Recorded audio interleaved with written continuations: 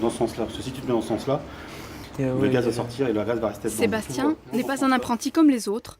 Ici, il se reconstruit, mais il apprend surtout un métier, la pâtisserie. Trouver un employeur quand on est mineur et sous le coup de la justice, ce n'est pas gagné. Il suffit parfois d'une aide et d'un regard bienveillant.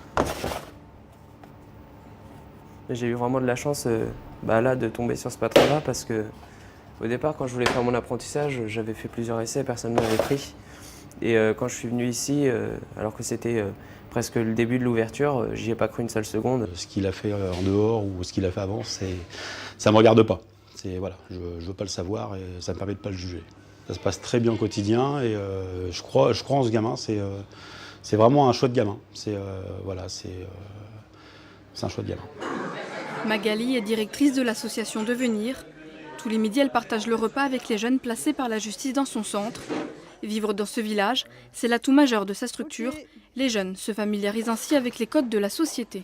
On a des artisans locaux qui jouent le jeu et qui acceptent de prendre nos jeunes en apprentissage. Voilà, ils sont vraiment noyés dans la population locale, j'ai envie de dire. Et ça nous permet surtout de montrer que les jeunes délinquants sont autre chose que des délinquants. Ils sont aussi capables de faire des choses très positives. 7 jeunes sont encadrés 24 heures sur 24 par des éducateurs. Lorsqu'ils ne sont pas en cours, les jeunes participent à des ateliers pédagogiques et sportifs. Mathieu a choisi de faire son stage à la SPA. Très sensible à la détresse animale, il souhaite devenir éleveur de chiens. J'aimerais pas qu'on m'abandonne comme ça dans la rue ou être comme ça tout seul dans la rue, quoi.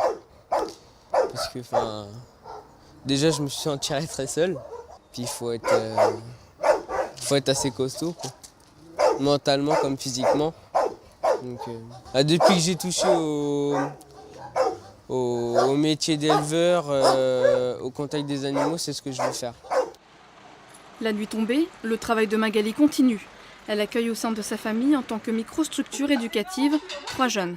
Ils participent aux tâches quotidiennes comme dans une famille normale.